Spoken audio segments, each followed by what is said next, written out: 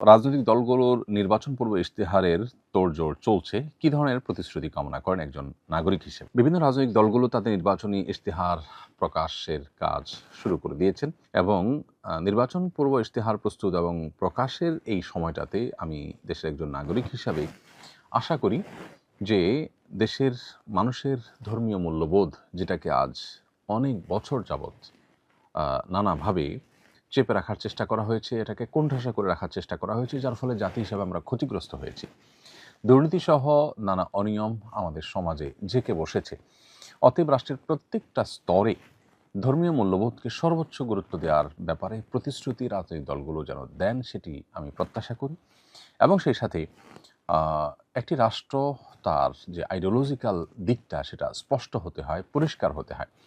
এদেশের নাগরিকেরা যা চান সেটা কি রাজনীতিবিদরা করেন? সেটা কি দেশের তথাকথিত সুশীল সমাজ করেন, নাকি তারা কোনো কিছু আরোপ করতে চেষ্টা করেন? এই বিষয়টি পরিষ্কার হওয়া দরকার নির্বাচনী ইশতেহারের মাধ্যমে। জনগণ চান সেটি তারা পরিষ্কার করা দরকার, বা তাদের যা অবস্থান সেটা তারা ক্লিয়ার করা দরকার। অবস্থান যদি অস্পষ্ট রাখা হয় তাহলে মানুষ প্রতারিত হয়, ধোঁকা খায়, এবং এই প্রতারিত হওয়ার বিষয়টি দীর্ঘদিন পর্যন্ত চলে আসছে নানাভাবে। এই জন্য আমি আশা করব সকল রাজনৈতিক দলগুলো তাদের আইডিওলজিক্যাল অবস্থানটাকে ক্লিয়ার করবেন, স্পষ্ট করবেন তারা আসলে কী চান। দেশের সংখ্যাগরিষ্ঠ মানুষ প্রচণ্ড ধার্মিক, যেটা হিন্দু হোক, খ্রিস্টান হোক, মুসলিম হোক, বৌদ্ধ হোক, সবাই। ফলে দেশের মানুষের চিন্তা চেতনার, তাদের প্রত্যাশার প্রতিফলন যেন নির্বাচনী ইশতেহারে ঘটে, সেটি আমাদের প্রত্যাশা। সেই সাথে আমাদের দেশে যত অনিয়ম আছে, যত দুর্নীতি আছে, বিশেষ করে দুর্নীতির বিরুদ্ধে এবং অপশাসনের বিরুদ্ধে জিরো টলারেন্সে যাওয়ার ব্যাপারে নির্বাচনী ইশতেহারে কথা আসা দরকার। আমাদের এই দেশটিতে আমরা জানি সবচেয়ে বড় সমস্যার জায়গা হলো এই জায়গাটা, অর্থাৎ দুর্নীতি। এটি আমাদেরকে পিছিয়ে রেখেছে, অনিয়ম এটা আমাদেরকে পিছিয়ে রেখেছে, অপশাসন, আইনের বিচার না থাকা এবং আইনকে তার আপন গতিতে চলতে না দেওয়া, এটি আমাদের সবচেয়ে দুর্ভাগ্যজনক পিছিয়ে থাকার অন্যতম কারণ। অতএব এই দুইটা জায়গা, অর্থাৎ দুর্নীতিতে জিরো টলারেন্স এবং এমন সিস্টেম ডেভেলপ করা যে দুর্নীতির পথগুলি রুদ্ধ হয়ে যায়, এবং কঠোর শাস্তি নিশ্চিত করা, আইনের শাসন নিশ্চিত করা যে কোনো অপরাধ করলে, এই দুটি বিষয়কে নির্বাচনী ইশতেহারে তারা আনবেন এবং সেটিকে বাস্তবায়ন করবেন, সেটি আমাদের প্রত্যাশা দেশের নাগরিক হিসাবে। গরিব, অসহায় এবং যে সমস্ত আপনার প্রান্তিক জনগোষ্ঠী আছে, তাদের অধিকারগুলো যেন অত্যন্ত বলিষ্ঠভাবে আদায় করা হয় এবং সেগুলো যেন ইশতেহারে উঠে আসে এবং বাস্তবায়ন করা হয়। এগুলো যেন মুখরোচক কোনো বুলির মধ্যে শুধু সীমাবদ্ধ না থাকে, সেটি নিশ্চিত করতে হবে। সেই সাথে মাদ্রাসা শিক্ষার্থীদেরকে, ইমাম সাহেবদেরকে, মসজিদের মুয়াজ্জিনদেরকে এবং অন্যান্য উপাসনার ব্যক্তিবর্গকে সমাজের মূলধারার সাথে ইনক্লুড করে তাদেরকে সমাজের উন্নয়নে ভূমিকা রাখবার সুযোগ করে দিতে হবে। তা নাহলে একটা দেশ, একটা রাষ্ট্র কখনো এগিয়ে যেতে পারে না। মাদক, জুয়া, পর্নোগ্রাফি, যৌন অপরাধ এবং ডিজিটাল যে সমস্ত অপরাধ হয়ে থাকে, গুনাহ হয়ে থাকে, সেগুলোর পথ বন্ধ করতে হবে। পশ্চিমা যে আইডিওলজিকে, বিশেষ করে কৃষ্টি কালচারকে, পশ্চিমা যে সংস্কৃতিকে, সেটাকে আমদানি করবার যে একটা চেষ্টা চলছে, এটা বন্ধ করতে হবে এবং এটা বন্ধের পরে পরিষ্কার নির্বাচনী ইশতেহার থাকা উচিত বলে আমি মনে করি। আমি আশা করি, প্রত্যাশা করি যে রাজনৈতিক দলগুলো জনগণের প্রত্যাশা পূরণ করতে সার্থক হবেন, সক্ষম হবেন এবং মানুষকে নতুন করে আশা দেখাবেন। প্রত্যেকটা মানুষ কিন্তু দেশে অনেকখানি হতাশ রাজনৈতিক দলগুলোর আচার আচরণ, তাদের প্রতিশ্রুতি এবং বাস্তবায়নের ব্যাপারে। আমি আশা করব যে নতুন বাংলাদেশে সেটির অবসান ঘটবে। যারাই আসবেন তারা সেটি লক্ষ্য করবেন। আল্লাহ তাআলা তাদেরকে সেই তৌফিক দান করুন। আমরা মনে প্রাণে তাদের সবার প্রতি সেই আশাবাদ ব্যক্ত করছি এবং আল্লাহর কাছে সে দোয়াও করছি। মহিলা ও শিশু মন্ত্রণালয়ের নাম পরিবর্তন করে নারী ও শিশু মন্ত্রণালয় করা হয়েছে। নাম পরিবর্তন কতটা দরকারি ছিল এবং মহিলা শব্দটা থাকা এবং না থাকার মধ্যে কি কোনো পার্থক্য আছে? প্রিয় দর্শক, খুবই স্পর্শকাতর, খুবই সূক্ষ্ম একটি পরিবর্তন এটি। আমরা জানি এই সরকারের আমলে সবচাইতে বিতর্কিত যে কমিশন গঠন হয়েছে সেটা হলো যে নারী কমিশন। নারী সংস্কার কমিশনের দায়িত্বরত যারা ছিলেন এবং এই মন্ত্রণালয়ের দায়িত্বরত যিনি উপদেষ্টা আছেন, এ যাবৎ এই সরকারের যত বিতর্ক হয়েছে, বিতর্কিত কাজ ছিল, এর মধ্যে এটা ছিল সবচাইতে জোরালো বিতর্কের বিষয়।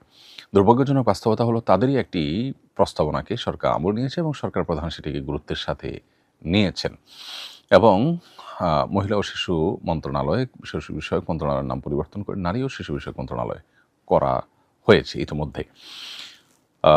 প্রথম কথা হলো যে এই যে নারী এবং মহিলা, এই শব্দের পরিবর্তনের মধ্যে তো অহেতুক খরচ আছে, জটিলতা আছে। এই খরচ এবং জটিলতা বাড়ানোর কোনো যৌক্তিকতা অবশ্যই থাকার কথা নয়।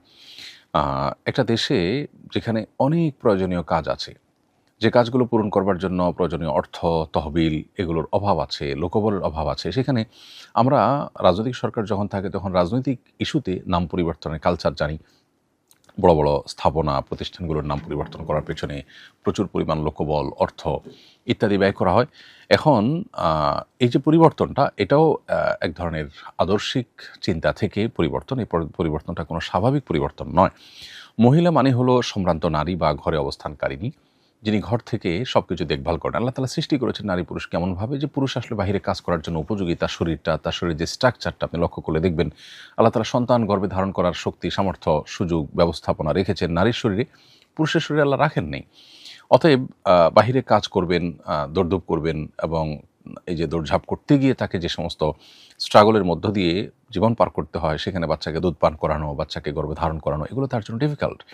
এই জন্য আল্লাহ তাআলা নারীকে সৃষ্টিই করেছেন যে তিনি ভেতরের সাইডটাকে সামলাবেন, এবং কোরআন স্পষ্টভাবে বলে দিয়েছে আজকের পৃথিবী নারী পুরুষকে একাকার করবার যে চেষ্টা করছে, এটা হলো প্রকৃতি বিরুদ্ধ একটি প্রচেষ্টা। এই প্রচেষ্টা যারাই করেছে তারাই তাদের সমাজ এবং পরিবার ব্যবস্থাপনা মুখ থুবড়ে পড়ে ব্যর্থতার চরম গ্লানিতে তারা আছেন। দুর্ভাগ্যজনক বাস্তবতা হলো তারা যে পথে হেঁটে ব্যর্থ হয়েছে, আমরা সে পথে হাঁটা নতুন করে শুরু করেছি। আমাদের যারা যখন ক্ষমতায় আসে তাদেরকে জনগণের সমস্ত ম্যান্ডেট আদৌ দেয় কিনা আমরা সেটি বোধহয় প্রত্যেকটা মানুষই জানি। জনগণের ম্যান্ডেট ছাড়া শুধুমাত্র পশ্চিমাদের খুশি করার জন্য তাদের আইডিওলজিগুলোকে এখানে আমদানি করবার একটা প্রচেষ্টা আমরা দেখতে পারি। এই মহিলা নয় নারী এই শব্দের মায়ের পেঁচের মধ্যে সে বিষয়টি স্পষ্টত রয়েছে।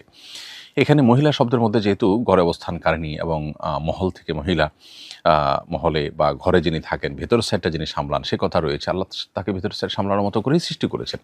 পাশাপাশি তিনি বাইরের সাইডে করতে পারেন, কিন্তু মূল স্ট্রাকচারটা আল্লাহ ওইভাবে তৈরি করেছেন।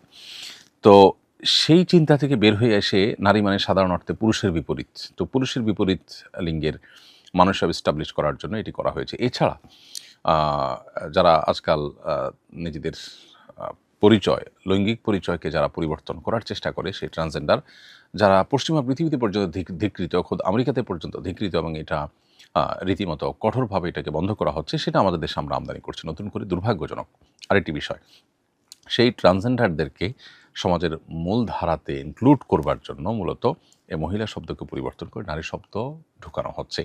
কারণ মহিলা এই শব্দের মধ্যে যেসব দিকগুলো আছে এগুলো ট্রান্সজেন্ডারদের মধ্যে নাই। অতএব লিঙ্গের মধ্যে মহিলা আর পুরুষ এই দুইটাই যদি রাখা হয় তাহলে সেক্ষেত্রে তারা এই দুইটার কোনো একটাতে ইনক্লুড হয় না।